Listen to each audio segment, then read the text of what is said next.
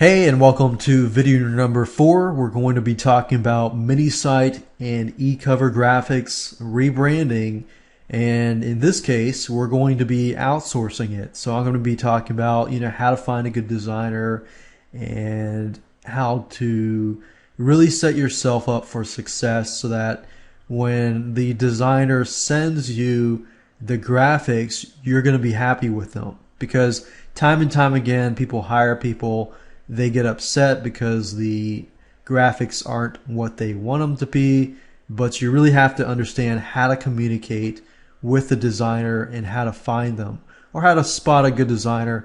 And I'm going to show you exactly step by step all of that in this specific video. Now, what I want to do now is give you a quick overview.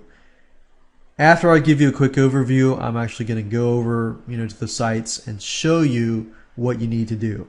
It's a step-by-step process, 4 steps in this process, very easy to implement. The first step is to get an idea of what you want. So obviously in the previous video and back to step number 2, you had an idea of the audience, what they want and so forth. So put yourself in that person's shoes and get an idea of what they're looking for. Are they looking for, let's say cat training tips, or, how to, help your cat in pain. You need to have a cat in pain or something that can relate to their, needs. Why are they wanting to buy your product, basically? So get an idea of what you want. Step number 2 is to find a mini site or e-cover that you really, really like. Now, it doesn't have to be in the niche, but you have to find a mini site that you really like so that you can tell the designer, hey, I like this mini cover, make something like it. And this is where you kind of set yourself up for success, because designer makes something that you really want. In step number 3, we're going to pick some royalty pictures, royalty-free pictures. You pay it once, you don't pay it again. And we're going to talk about that. And in step number 4, we're going to talk about how to find a good designer. So with that said, let's go on and go to the sites and show you step by step what you need to do. Okay, so back to step number 1, which is get an idea of what you want.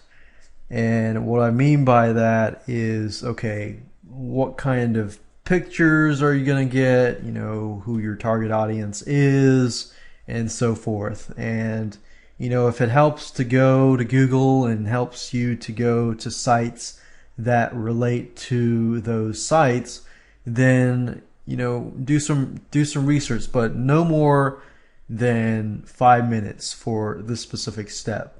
It shouldn't be hard. Step number 2, once you have that, then you'll want to find a mini site or e-cover that you really, really like. So the best way to do this is to go to Google and type in e-covers and click on images and just go through a bunch of e-covers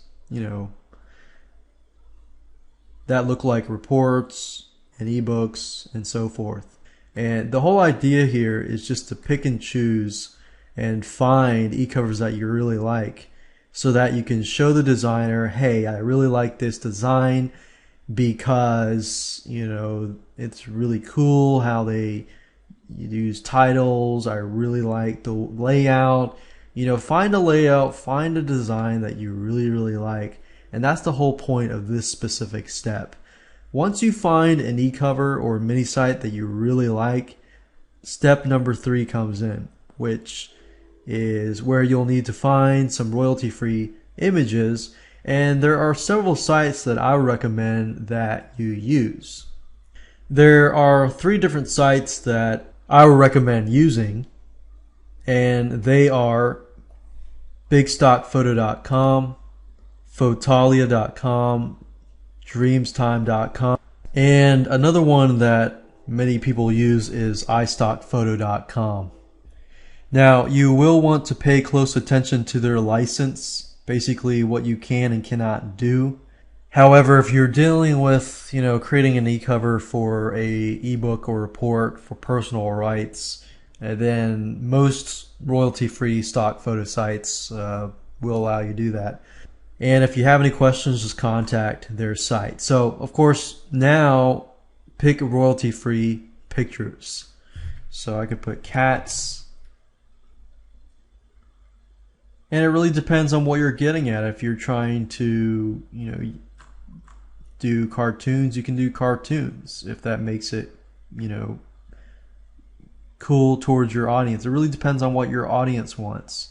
If your audience likes that kind of stuff, then, go after that. But if your audience does not like that, then definitely don't. Cat in pain.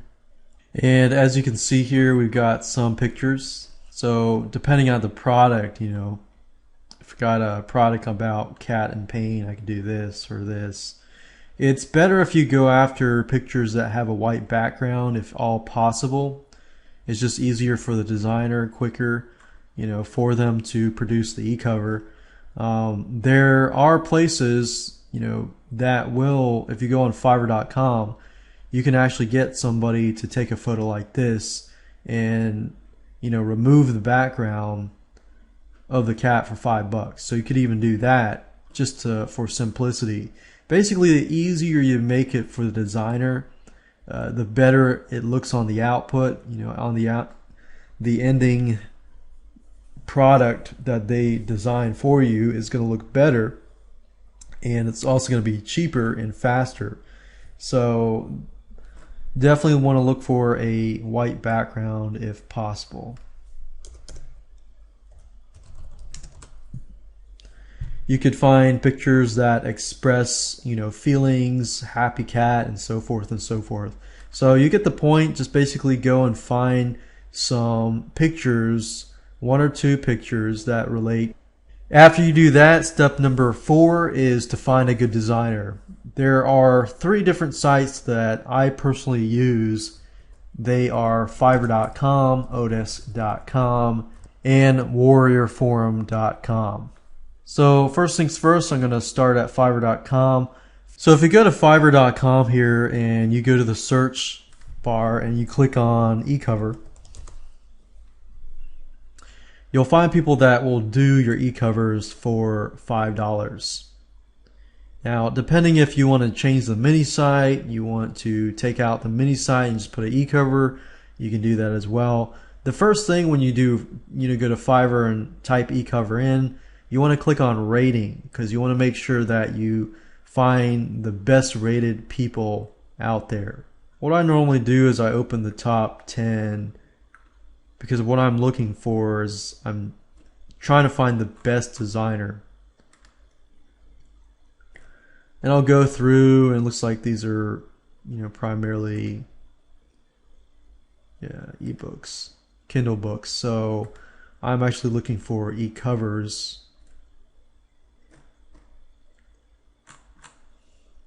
And if it looks good, I'll keep it open.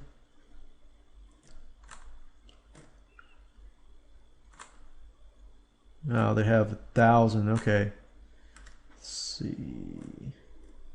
I usually make sure that they are 99% and they at least have, 10 or 20 positive reviews, which, as you can see here, many of these people do.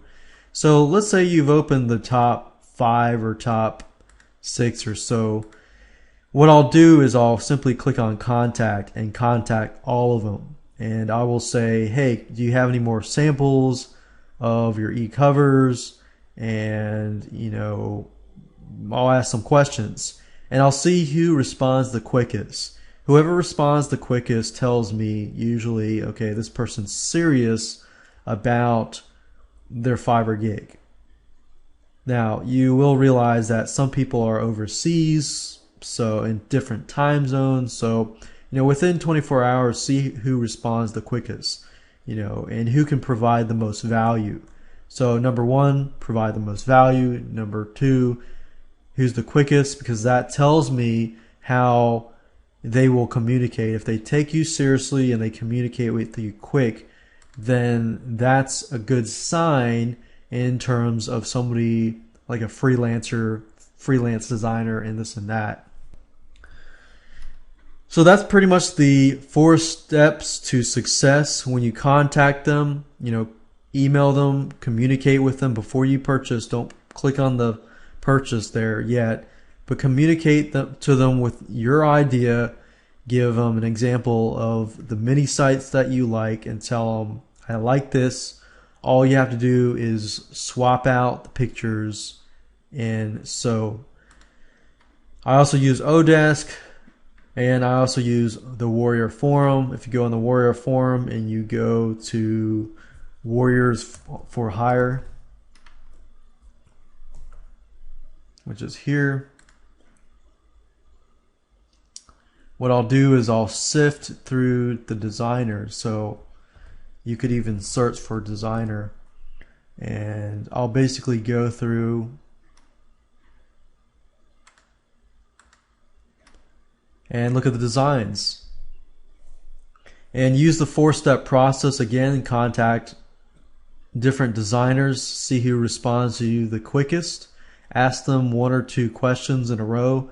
That way, if somebody is in a different time zone, you can detect whether or not they respond quickly between those 2 questions, and see who's serious, and then use my 4-step process, and you will be able to outsource your e-cover and mini site. The key with dealing with outsourcing your products or anything like that, or your e-covers, is to communicate. And with designers especially, designers are creative people, so you don't want to be too restrictive, but then again, you want to make sure that they understand what you want. So be flexible in terms of their ability to design, so that the output of your e-cover and mini site, it's just so much greater.